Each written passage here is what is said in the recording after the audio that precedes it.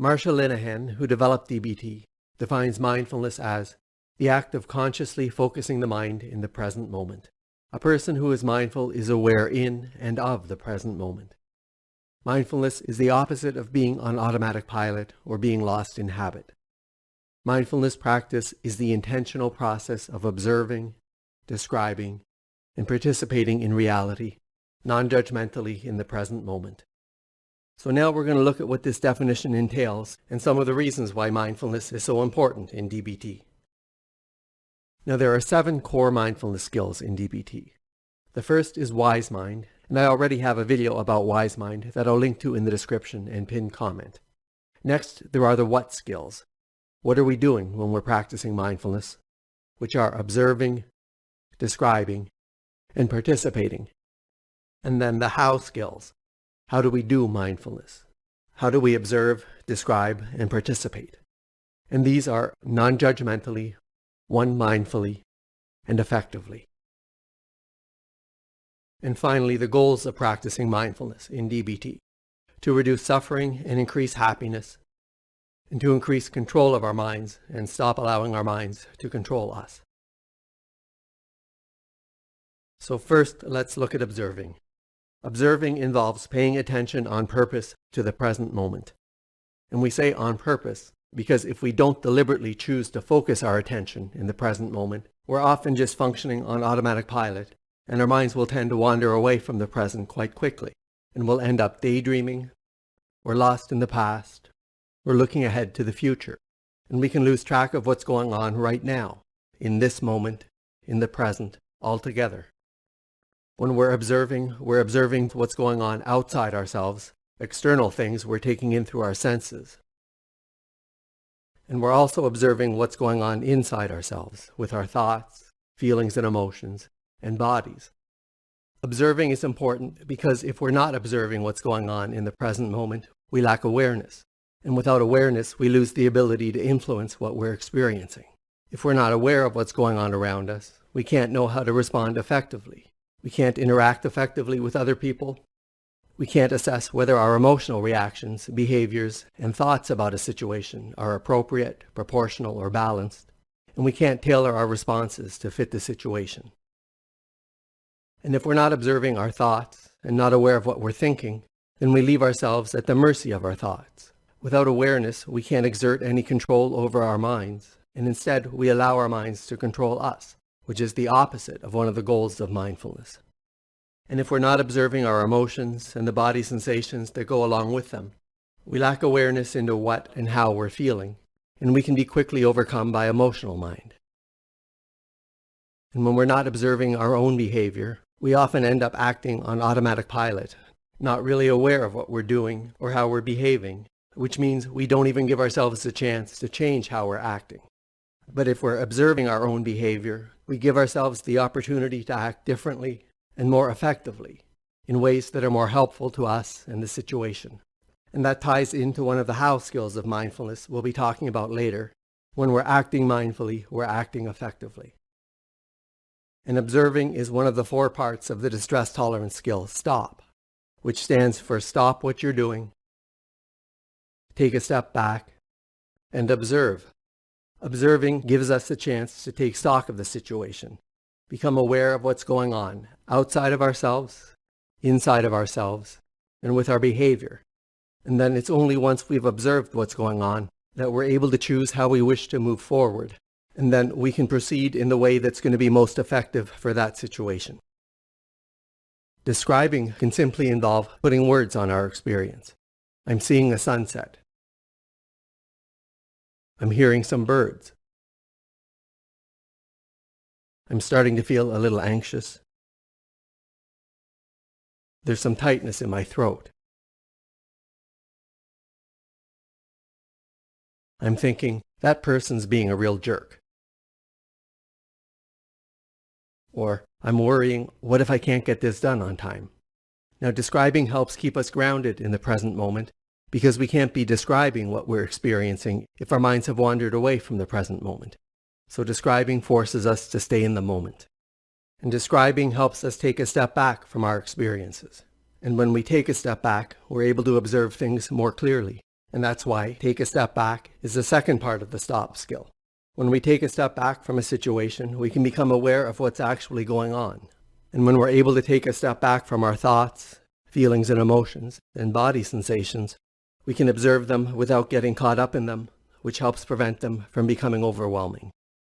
And when we take a step back from our behavior, we can observe what we're doing and how we're acting, and choose to act differently and more effectively, rather than being stuck on automatic pilot. Now, instead of describing the content of what we're experiencing, we can simply put a label on our experience without describing the content of that experience. So instead of describing "I'm watching the sunset," just labeling that experience as watching or seeing. So leaving out the part about what you're watching or seeing. Instead of describing "I'm hearing some birds," labeling the experience simply as listening, or hearing, and not describing the content of what you're hearing. Instead of "I'm feeling anxious," just labeling that experience as "I'm feeling an emotion," or "there's a sensation in my chest." Instead of "I'm thinking about," or "I'm worried about," simply "I'm having a thought," "I'm worrying," or even just the words thinking, or worrying. And where this can be particularly helpful is when we're labeling what's going on in our minds. Because so often when we focus on the content of a thought, rather than just the fact that we're having a thought, we start thinking about our thought, which leads to another thought, and another, and another. And before we know it, we're stuck in our heads, dozens of thoughts away from what's actually going on in the present moment. And once our thoughts get going, they have a tendency to take over. And this relates to one of the goals of mindfulness in DBT, which is to increase control of our minds and not allow our minds to control us. And when we allow our minds to control us, they can set off all sorts of vicious cycles between our thoughts and emotions and body sensations that can lead us to start acting out of emotional mind. Or when we allow our minds to control us, we can be pulled into downward spirals, leaving us feeling sad and overwhelmed and maybe even depressed, and again acting out of emotional mind. But when we're able to observe and describe what we're experiencing, and take a step back from our thoughts, feelings and emotions, body sensations, and behavior, we make it much more likely that we stay in control of our minds, and we can assess things and make choices based on what's best for the situation, and proceed more effectively rather than acting out of emotional mind or on automatic pilot. Now, what's so special about the present moment? Well, first of all, we can't observe or describe our experiences if our minds aren't situated in the present. But on top of that, being in the present moment helps us achieve the first goal of mindfulness in DBT, which is to reduce suffering and increase happiness. Research shows that we tend to be happier when our minds are focused on and we're paying attention to whatever we're doing in the present moment than we are when we allow our minds to wander off somewhere else. And a big part of that is because our experiences are more enjoyable and more meaningful when we're fully paying attention to whatever we're doing. But there are also negative effects when we allow our minds to wander away from the present. If our minds wander to something pleasant, such as fond memories or daydreams or plans that are coming up that we're excited about, we're only very slightly less happy than we are when we keep our minds focused in the present moment. But when our minds wander to something neutral, like just jumping around from thought to thought or daydreaming about nothing in particular, we're definitely less happy. And when our minds wander to something unpleasant, we're significantly less happy, and we start to cause ourselves to suffer. So for example, if our minds wander to unpleasant topics from the past, such as bad memories, regrets and disappointments, self-criticisms about things we have and haven't done and the way things have worked out, we end up feeling sad. We hurt our self-confidence and self-esteem and can pull ourselves into a downward spiral that leaves us feeling depressed. And if our minds wander into the future and we start worrying about all the what-ifs and the bad things that can happen, we leave ourselves feeling anxious. And if our minds wander to thinking about all the work we have and everything we need to get done, we end up feeling stressed. And if our minds wander away from the present and onto something mean someone said to us, or some wrong that's been done to us, or something unfair that's happened, and we start dwelling on this, we start feeling angry. So when we're able to keep ourselves and our minds focused in the present moment, we experience more happiness, and we avoid the suffering that tends to come along when we allow ourselves to get stuck in the past or spend too much time focusing on the future. Now, participating involves committing ourselves completely into the present moment. It's the opposite of automatic pilot. We engage with what we're experiencing in the present moment and nothing else. And participating is related to a concept from positive psychology called flow. A flow state is the mental state in which a person performing some activity is fully immersed in a feeling of energized focus, with full involvement and enjoyment in the process of the activity. So these are the what mindfulness skills in DBT. The hows of mindfulness are observing, describing, and participating in our experiences in the present moment, non-judgmentally, one mindfully, and effectively.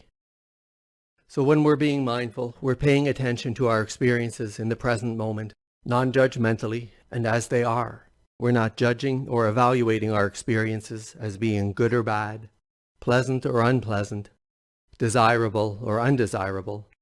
We're simply noticing and paying attention to these experiences as they're happening and accepting them and allowing them to be however they are.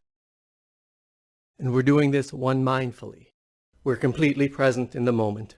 We're just doing one thing at a time and focusing all of our attention on that one thing. If we're eating, we're paying attention to how the food tastes, the aroma, the texture, what it feels like to chew. We're not watching TV and eating on automatic pilot. We're not even thinking about the food. We're experiencing the act of eating directly without judging it through our thoughts.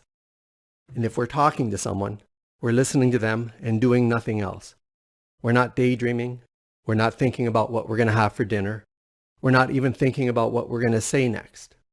We keep ourselves completely in the present moment, our minds completely focused on what they're saying and nothing else.